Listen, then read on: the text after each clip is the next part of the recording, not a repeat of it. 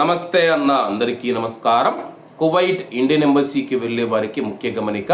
పవిత్ర రంజాన్ మాసాన్ని పురస్కరించుకొని కువైట్లోని Indian embassy మరియు దానికి అనుబంధంగా ఉన్న 4 ఇండియన్ కౌన్సిలర్ అప్లికేషన్ సెంటర్లు పనివేళల్లో మార్పులు చేసినట్లు ఇండియన్ ఎంబసీ ఒక ప్రకటనలో తెలిపింది.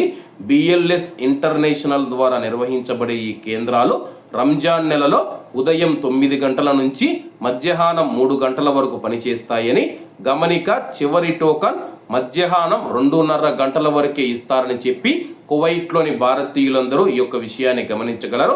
అలాగే పని దినాలు మనం చూసుకుంటే కానీ శనివారం నుంచి గురువారం వరకు ఉంటాయని చెప్పేసి, శుక్రవారం రోజు సెలవని చెప్పేసి, అలాగే ఆ యొక్క 4 కేంద్రాల అడ్రస్లు కూడా మీకు తెలియజేస్తానన్నమాట. కువైట్ సిటీలో మనం చూసుకుంటే కానీ ఆల్ జవహరా టవర్ 3వ అంతస్తు ఇండిగో ఎయిర్లైన్స్ ఉన్న భవనం, అలీ ఆల్ సైలం స్ట్రీట్ అనమాట. జిలీప్ ఆల్ సువైక్లో మనం చూసుకుంటే నెప్టో హైపర్ మార్కెట్ భవనం, పాత ఆలివ్ హైపర్ మార్కెట్ అనమాట, ఎం ఫ్లోర్ అనమాట. అలాగే ఫాహిల్లో మనం చూసుకుంటే ఆల్ అనౌద్ షాపింగ్ కాంప్లెక్స్, ఎం ఫ్లోర్, మక్కా స్ట్రీట్ అనమాట. అలాగే జహరా మనం చూసుకుంటే కానీ ఆల్ ఖలీఫా భవనం, బిల్డింగ్ నెంబర్ 27, 2వ అంతస్తు, బ్లాక్ నెంబర్ 93 అనమాట. ప్రస్తుత పరిస్థితులను ఇండియన్ ఎంబసీ నిరంతరం పర్యవేక్షిస్తూ ఉందని చెప్పేసి, పనివేళల్లో ఏవైనా మార్పులు ఉంటే ఎంబసీ వెబ్సైట్ లేదా సోషల్ మీడియా అకౌంట్ల ద్వారా తెలియజేస్తామని అధికారులు పేర్కొన్నారు.